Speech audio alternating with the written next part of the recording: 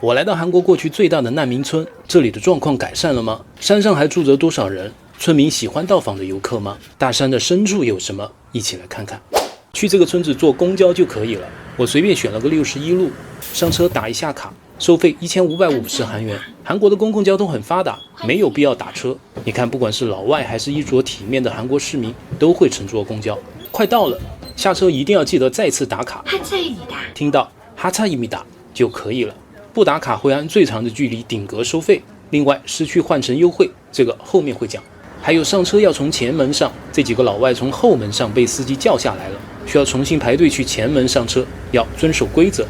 我現在往村子的方向走，路非常的陡，改造之前這裡是鳥不拉屎的地方，沒人願意來。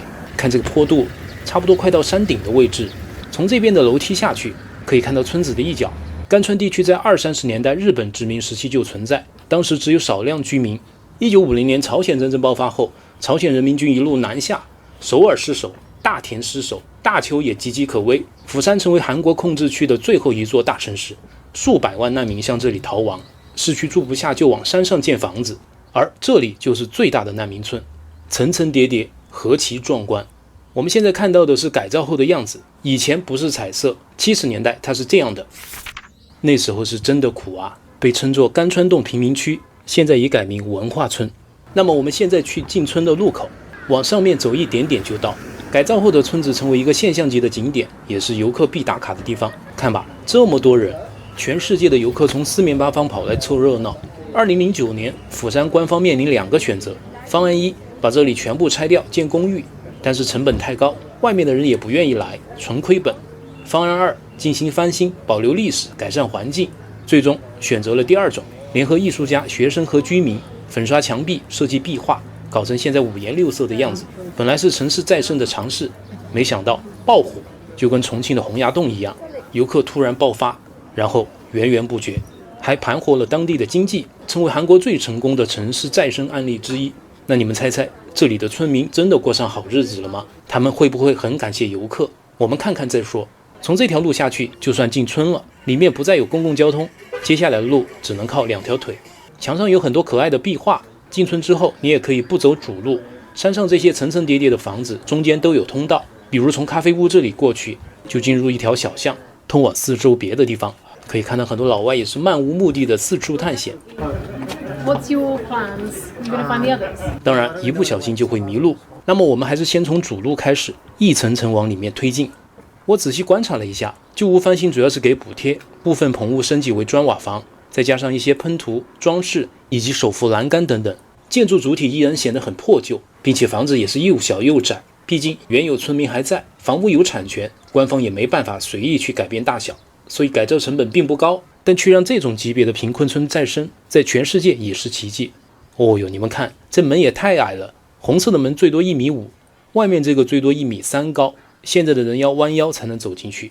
繼續走，有遊客之後，路兩邊也開了一些小商店。這裡人為什麼這麼多？ You can feed the duck。 哦，你可以餵鴨子，這還得了？進去瞧一瞧，鴨子那麼可愛，可不得看看。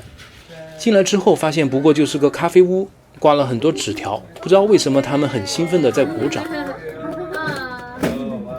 鴨子呢？問一下。Excuse me, where is the duck? I think they're downstairs. Sorry, 주문하고 입장하는 곳이에요. 這裡有點遺憾啊，他和我說韓語，我以為說鴨子沒有了，那沒鴨子我轉身就走，但其實應該說的是買了咖啡才能下去摸，我理解錯誤就走了，遺憾。你們有看到鴨子的發個圖片給我瞧瞧，來都來了，買杯咖啡沒問題的呀。他說英語就好了，說韓語，我看起來那麼像本地人嗎？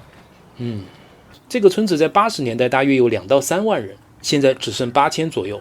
之前問村民喜不喜歡遊客來，山腳的肯定喜歡，因為他們開了很多小商店，人多了自然就有可觀的收入，那肯定歡迎。但山上的人就不一定了。我們上山看看，先找個地圖，確定我當前的位置。我要去那個最長的石梯。Excuse me, did you see the stairs? I think it's up this way. I'm But not sure. Yeah, such a long stairs. I know, we came down this. I don't even know where we came down. Yeah. I feel like we came from over here. I would not. 我們都搞不清楚方向，只能邊走邊試。房屋密集，導航在這裡也沒什麼用。I'll try it. Okay, have a nice day. 隨便找一個巷子上去，你看山腳下條件是不錯的，還有民宿，這裡住一晚可不便宜，要600到800塊。但是2分鐘之後，畫風就完全不一樣了。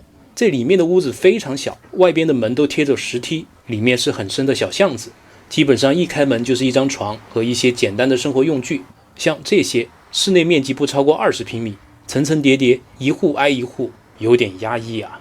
住的基本是老人，年輕人都走了，不怪他們。要是工作一天回來住這樣，天塌了呀！城裡隨便尋個力氣活，住的條件也好很多。老人在這也不方便，但至少有補貼，不用幹活。走到半山腰，這裡有一片小的空地，竟然利用起來建了公共的健身器材。我來試試。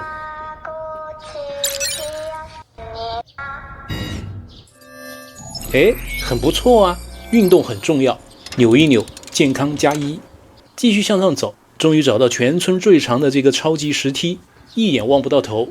看看後面，還有這麼高，少說也有幾百個台階。我很討厭爬樓梯，但這是通向山頂最便捷的一條道路，沒辦法，抱歉了我的膝蓋。這一路會經過數不清的巷子，大家有沒有發現，屋子全部關着門，極少人走動，顯得冷冷清清。為什麼？這就要說到山上人對遊客的感受。起初老人們對遊客的到來感到新鮮，也熱情地打招呼，但隨着遊客越來越多，2025年甘村參觀人數超過300萬人，很多遊客大聲聊天，站在人家的門口自拍，無人機到處飛，還亂扔垃圾，給老人帶來很多不便。並且從利益上來說，山腳開咖啡館的掙到錢了，開民宿的、賣紀念品的也賺到錢，噪音對他們來說可以忍受。而山上只是狹小的住宅區，沒可能開店，整個景區也不收門票，村民沒有分成。換句話說，遊客沒給山上的人帶來任何好處，故此還曾發生過居民的抗議事件。之後村民白天為了避免被打擾，就關着門，傍晚才外出。但事實上，只要你不吵不鬧，不長時間停留在別人的門窗外，看到人點頭致意，他們也會笑嘻嘻的回禮。你要拍拍風景什麼的，他們都沒有意見的。互相尊重，問題就解決了。上面有個洗手間，可惜已經停止使用。看看地圖，我們現在在這個位置，已經接近山頂，上去小平台看看。哇，別說，村子還挺大的，遠處還能看到海，這個角度還挺漂亮的。繼續往前走，路變得很窄，這裡有個標誌，應該是以前放蜂窩煤的地方。看看，沒錯，地上都還有煤渣子。蜂窩煤，年輕的朋友可能都沒見過。OK， 前面有2間樣板房，因為很多遊客好奇村民屋子裡面是什麼樣，官方索性就收拾出2間廢棄屋作為樣板間，滿足大家的好奇心，從而減少擾民事件。看看啊，屋子就這麼小，外面是廚房放生活物品的地方，上面有小窗戶和電燈，裡面就鋪個床墊睡覺用，通常沒有木床，就這麼點大。窗戶在這邊，牆上都是遊客的留言，為了避免拍到亂七八糟的東西，就找個祝福沒爭議的，這個應該沒問題吧。走了，終於我到了山頂，對面是一片青山，似乎是有人住，但放大也看不清，要不過去一趟。過來了，用時半小時來到這邊的山上，進入綠色世界，應該沒有蛇吧？這邊看起來是種菜的地方，雜草很多，路都看不清了，下面也是菜地，遠處就是我們剛剛去過的村落。從小路上去，農作物我認識不多，也不知道這種了些什麼。然後這地裡面插着很多竹竿，頂着這麼多的易拉罐，大家知不知道這是幹什麼用的？我把這裡逛了個遍，都快走到山的最深處，依舊沒有看到任何房屋，推測這邊只有菜地，應該是對面的村民閒暇時間種的。這些作物不值錢，多半是一來自己吃，二來順便打發時間，對於老人家來說也是一種生活方式和消遣。本想爬到山頂，但因為天上已經開始掉雨滴，只能提前返回。下山的時候看到一位大叔在割草，他很認真，加上快下雨就沒有打招呼了。返回的時候也是徹底迷路，向旁邊的遊客求助。From the top? Maybe that way. From that way we went, so if you go upstairs, you will reach the top. 但他們也搞不清楚方向，3位女士指出3個不同的方向，沒法參考。All right, thank you. 最後自己繞了一大圈，總算是出來了。那麼大家覺得這個村子的人們生活變好了嗎？總體上肯定是改善了，不過受益最大的是山腳的村民，他們的店鋪有了長期穩定的收入，而山上的人家則變化有限，甚至有些不便。時光匆匆，年輕人留不下來，山上的住戶每年都在減少，村子也許還會繼續變化，只是見證它半個世紀變遷的那些人，只能一步一步慢慢向前。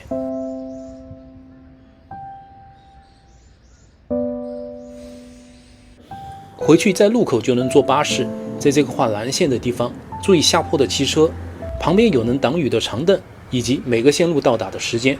這裡我詢問 AI 之後，上了這輛2-2路車，準備下山返回市區，結果沒開多久，發現離目的地越來越遠，完了，他又亂指路 ，AI 不靠譜吧？趕緊在最近的站點下車，老老實實用谷歌地圖穿過馬路，走了3個巷子，跨越2條街，才找到一個簡易的站點，只有一個鐵牌和唯一停靠的9路車。好在地圖軟件是靠譜的，這車沒錯，所以剛才上下車都有打卡。這次呢就屬於換乘，只收70韓元，就是3毛錢，補一丟丟距離的差價，浪費了一點時間，但錢沒有浪費。這也是為什麼提醒大家，在韓國一定要記得下車刷卡，才能正確的記錄你的行程，獲得優惠減免。餐食一個人就很好選，石鍋拌飯8000韓元，豬扒套餐1萬韓元，這些在香港要貴1倍。空閒時還可以跟老闆學學韓語。如果你喜歡清淡，我推薦這種素一點的小火鍋，一個人慢慢煮，魚湯打底，配上蔬菜、魚丸、米粉，也只要9000。旅行最放鬆的時候，就是隨便選個小店，沒人氣的也沒關係，點一份熱騰騰的晚餐，度過一個安靜普通的傍晚。我是維森，下周再見。